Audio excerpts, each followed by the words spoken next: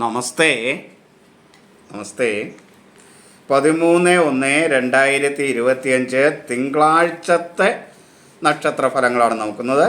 അന്ന് പിറന്നാൾ തിരുവാതിര നക്ഷത്രത്തിന് ആണ്.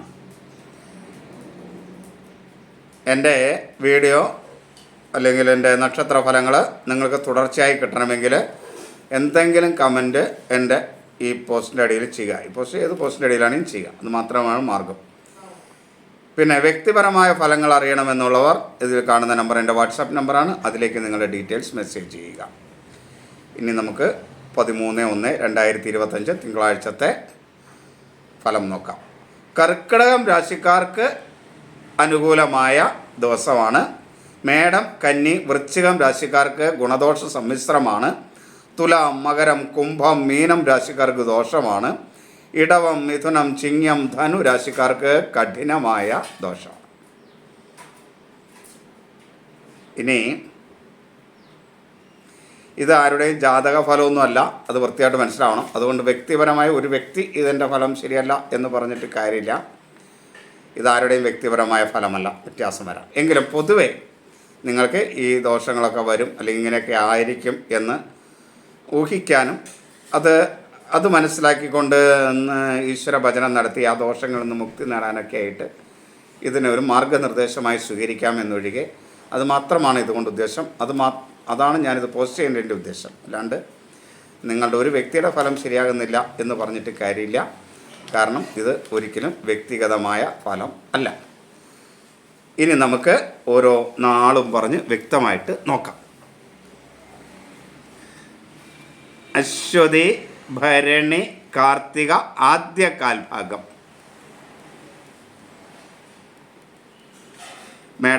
മേടക്കൂറുകാരെ സംബന്ധിച്ചിടത്തോളം ഗുണദോഷ സമ്മിശ്രം ആണ്. ഈശ്വരാധീനമുള്ള ഒരു ദിവസമാണ് മേടക്കൂറുകാർക്ക്. ജീവിത പങ്കാളിയുമായുമൊക്കെ ഒരു സന്തോഷകരമായ അവസ്ഥയുണ്ടാകും. കുടുംബത്തിലൊരു സ്വസ്ഥതയൊക്കെ ഉണ്ടാകും. പക്ഷേ കഠിനമായ അധ്വാനം കർമ്മമേഖലയിൽ വേണ്ടി വരും. ശത്രുക്കളുമായിട്ടുള്ള ഉപദ്രവം ഉണ്ടാവും. പിതൃസ്ഥാനീയർ അല്ലെങ്കിൽ ഈ കൊച്ചച്ഛൻ, വലിയച്ഛൻ തുടങ്ങിയ അങ്ങനെയുള്ള സ്ഥാനമുള്ളവരൊക്കെ ഉണ്ടല്ലോ, അവരുമായിട്ടൊക്കെ ചില അഭിപ്രായ വ്യത്യാസങ്ങളുണ്ടാകാം. സുഹൃത്തുക്കളെയും ഒന്ന് കരുതിയിരിക്കുന്നത് നന്നായിരിക്കും. വിദ്യാർത്ഥികളായിരിക്കുന്നവർക്ക് അത്ര അനുകൂലമൊന്നും ആയിരിക്കില്ല. അലർജി സംബന്ധമായ അസുഖങ്ങൾ, ത്വക്ക് രോഗങ്ങളൊക്കെ ഉള്ളവർക്ക് ഈ ദിവസം അല്പം പ്രയാസം ഉണ്ടാക്കുന്നതായിരിക്കും. ഇങ്ങനെ പൊതുവെ ഗുണദോഷ സമ്മിശ്രമായിരിക്കും മേടൻ രാശിക്കാരുടെ ഫലം. ഈ മേടൻ രാശിക്കാരെ കുറിച്ച് പൊതുവായ ഫലങ്ങൾ പറയുന്നു എന്നല്ലാണ്ട് ഇതേ ഫലങ്ങൾ തന്നെ ആയിരിക്കണം നിങ്ങളുടെ ജീവിതത്തിൽ ഉണ്ടാകുമെന്ന് നിങ്ങൾ വിചാരിക്കരുത്. നിങ്ങളുടെ ജീവിതത്തിൽ മേടൻ രാശിക്കാർക്ക് ഗുണദോഷ സമ്മിശ്രമായിരിക്കും എന്ന് മനസ്സിലാക്കുക. കൂട്ടത്തിൽ കുറച്ച് പൊതുവായ കാര്യങ്ങൾ പറഞ്ഞു പോകുന്നു എന്ന് മാത്രമേ ഇതിലുള്ളൂ എന്നുകൂടെ മനസ്സിലാക്കണം.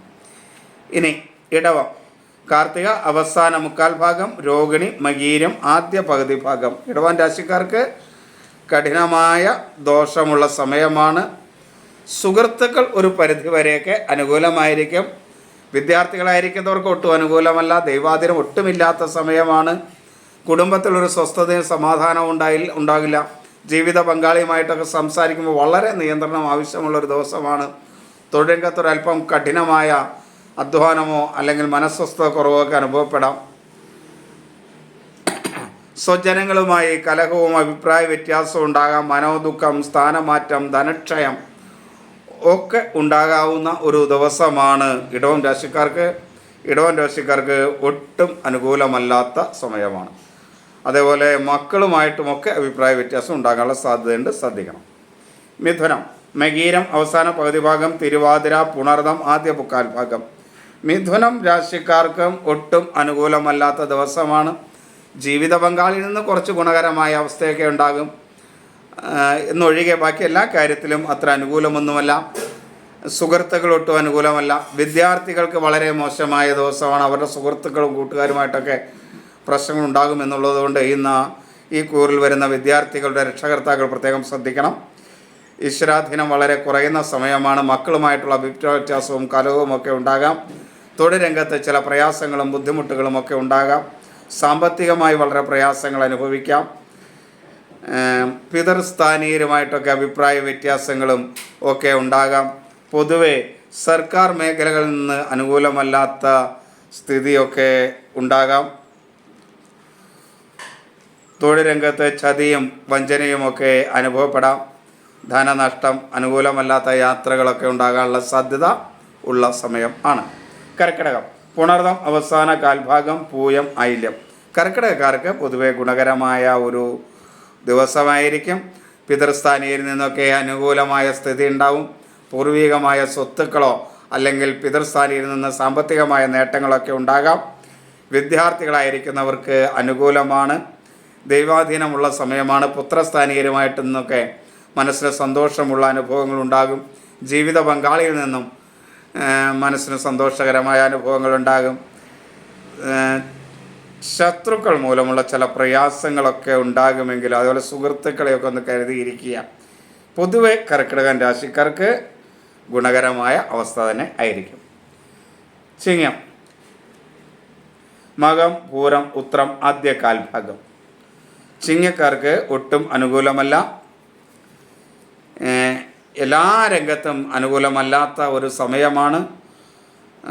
ജീവിത പങ്കാളിയുമായ അഭിപ്രായ വ്യത്യാസങ്ങൾ, തന്നേക്കാൾ മുതിർന്ന ആളുകൾ, തനിക്ക് വേണ്ടപ്പെട്ടവർ, കുടുംബക്കാർ ഇവരൊക്കെ ആയിട്ടുള്ള ചില അഭിപ്രായ വ്യത്യാസങ്ങൾ, സുഹൃത്തുക്കൾ അനുകൂലമല്ലാതെ വരിക, ആരോഗ്യരംഗത്ത് ബുദ്ധിമുട്ട് അനുഭവപ്പെടുക, ശരീരത്തിന് എപ്പോഴും ക്ഷീണവും ഒരു തളർച്ചയും ഒക്കെ അനുഭവപ്പെടുക.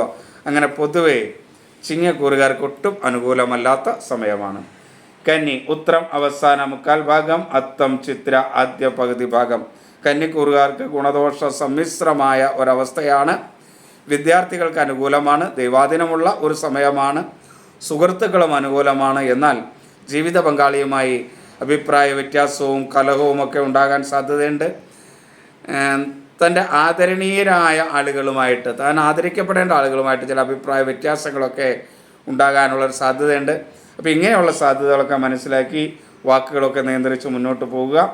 ഒരു ഗുണദോഷ സമ്മിശ്രാവസ്ഥയായിരിക്കും കന്യക്കൂറുകാർക്ക്. ഇനി തുലാം, ചിത്ര അവസാന പകുതി ഭാഗം, ചോതി, വിശാഖം ആദ്യ മുക്കാൽ ഭാഗം. തുലാം രാശിക്ക് ഗുണകരമല്ല. തുലാം രാശിക്ക് ദോഷകരമായ ദിവസമാണ്. സുഹൃത്തുക്കൾ അനുകൂലമായിരിക്കില്ല. വിദ്യാർത്ഥികൾക്ക് ഒരു പഠിക്കാനുള്ള ഒരു ഉന്മേഷമോ മറ്റ് കാര്യങ്ങളൊന്നും കിട്ടില്ല. അതുകൊണ്ട് പുറകിൽ നിന്ന് ഒരു നിർദ്ദേശം പഠിക്കാമെന്നൊക്കെ പറഞ്ഞാൽ മാത്രമേ അവർ പഠിക്കുകയുള്ളൂ.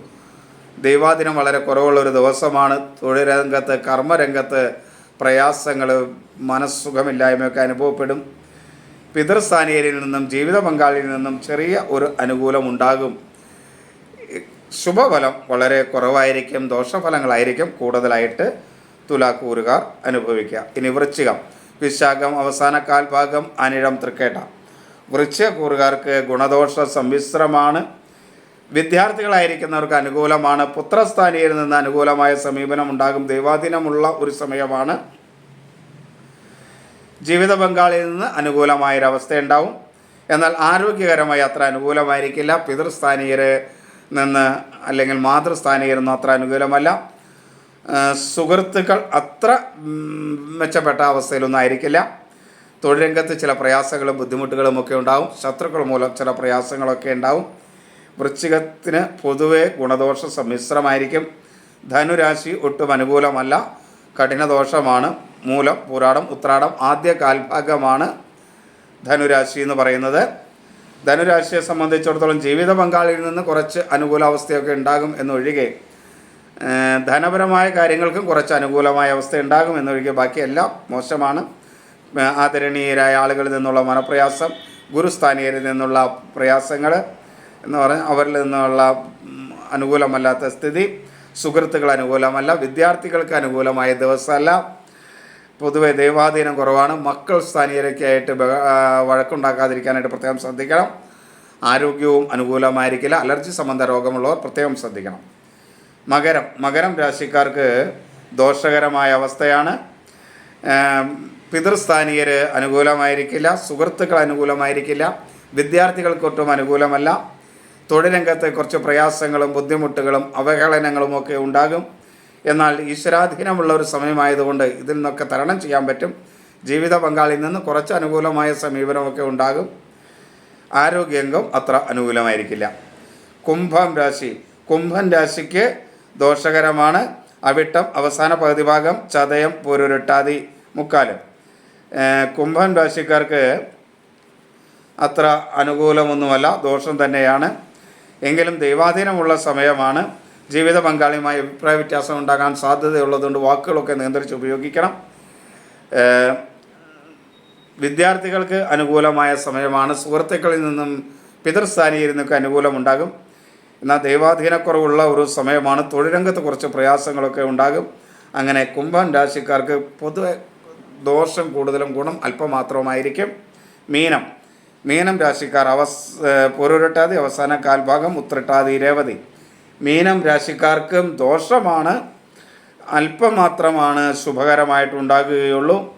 മീനം രാശിക്കാരെ സംബന്ധിച്ചിടത്തോളം ആദരണീയരായ ഒരു അംഗീകാരമൊക്കെ കിട്ടും. സുഹൃത്തുക്കൾ അനുകൂലമായിരിക്കും. വിദ്യാർത്ഥികൾക്ക് അനുകൂലമാണ്.